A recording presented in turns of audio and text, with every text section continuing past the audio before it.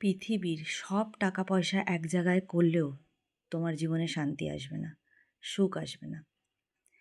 যত যাই হোক, জীবনে বাঁচতে গেলে যেমন টাকারও প্রয়োজন, তেমন একটুকুনিও শান্তিরও প্রয়োজন।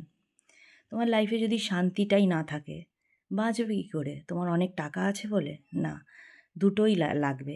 যেমন তোমার বাঁচতে গেলে টাকাটাও লাগবে, তেমন তোমার শান্তিটাও লাগবে। যতই প্রত্যেক দিন যদি স্বামীর সঙ্গে ঝগড়া করো, যাই করো, তোমার লাইফে কোনো দিন শান্তি আসবে না, কোনো দিন না। স্বামী যদি তোমার পাশে থাকে, কিংবা তুমি যদি তোমার স্বামীর পাশে থাকো, যে যাই বলুক, আমরা দুজনে তো ঠিক আছি, তাহলেই তোমার লাইফে শান্তি আসবে। আর এই জীবনে বাঁচতে গেলে শান্তিটা খুব প্রয়োজন। তুমি যদি একটা কুঁড়ে ঘরেও থাকো না, যদি তোমার লাইফে শান্তি থাকে, তাহলে তুমি অনায়াসে পার করে যেতে পারবে।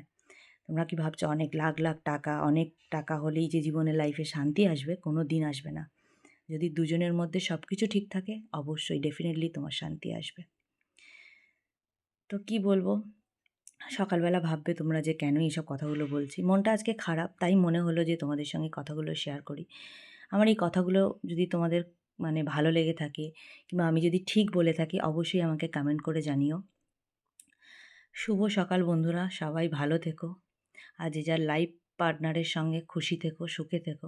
তাই জন্য বলছি, যতটা পারবে সুখে থেকো, কোনো ঝগড়া অশান্তি ছাড়া। জানি বাড়িতে থাকতে গেলে ঝগড়া অশান্তি হয়েই যায়, আমাদেরও হয়, সবারই হয়। কিন্তু যতটা পারা যায়, আর সব কিছুই তো আমাদের মেনে নিতে শিখিয়েছে, তাই না?